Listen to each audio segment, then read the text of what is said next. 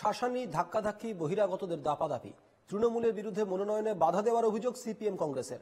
যাকে ঘিরে দুর্গাপুরে এবিএল এর সমবায় সমিতি নির্বাচনে মনোনয়ন দাখিলের দিনই চলল পারদ। সিপিএম কংগ্রেস বহিরাগতদের দিয়ে অশান্তি ছড়াচ্ছিল, পাল্টা অভিযোগ তৃণমূলের। 2020 সালের শেষে এবিএল কোঅপারেটিভ নির্বাচনে বিনা প্রতিদ্বন্দ্বিতায় জয়ী হয় তৃণমূল। এবারের এবিএল সমবায় নির্বাচনের দিন 23শে এপ্রিল। ভোটার রয়েছে 65 জন, সিট রয়েছে 15টি। সিপিএম শ্রমিক সংগঠন সিটু এবং কংগ্রেস শ্রমিক সংগঠন আসন সমঝোতা করেছিল।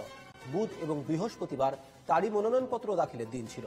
প্রথম দিনেই যৌথভাবে সিটু আর আইএনটিইউসির মনোনয়নপত্রের আবেদনপত্র তুলতে গিয়েই বাধার মুখে পড়তে হয় তাদেরকে ফিরিয়ে দেওয়া হয় বলে অভিযোগ।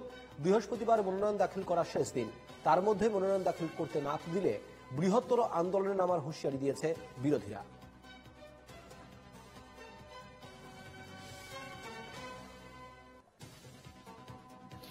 পার্মানেন্ট এমপ্লয়ি যারা ভোটার, তাদেরকে নিয়েই আমরা এসেছিলাম যে যা ঐতিহ্য গতবার এখানে নির্বাচন হয়েছে আমরা জিতেছিলাম, এই বছরে এই অবস্থা। বহিরাগতরা এসছে, আমরা বহিরাগত এসছে বা হচ্ছে যে ওভারঅল যা আছে আপনারা নিজেরা সাংবাদিক বন্ধুরা যারা আছেন দেখতে পাচ্ছেন, এখন গোটা রাজ্যে এটা চলছে। কি বলছে বহিরাগতরা এসে? কি ওরা এসে বলছে এখানে জায়গা ফাঁকা করে দিতে হবে, আমাদের রানিং এমপ্লয়ি অন ডিউটি ড্রেসে আছে, ফাঁকা করে দিতে হবে। ফাঁকা করে আমরা তো এখানে পিস ধ্বংস করতে আসছি না, করে ঝুট ঝামেলা করে মারপিট রাজনীতি করে এখানে এটা করতে আসুন। এটা যাদের নির্বাচন, যারা এমপ্লয়ি, তারা ভোটার, তাদেরকে নিয়ে এসছে।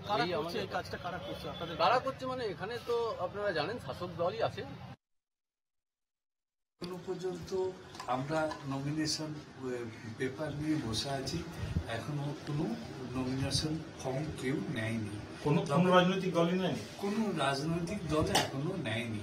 তবে আমাদের চারিদিকে কিন্তু খুব পিসফুল আছে, কোনো অসুবিধা নাই, কোনো গন্ডগোলও নাই। বাইরে একটা অশান্তির দেখা যাচ্ছে। বাইরে তো কি হচ্ছে এটা বলতে পারবো না।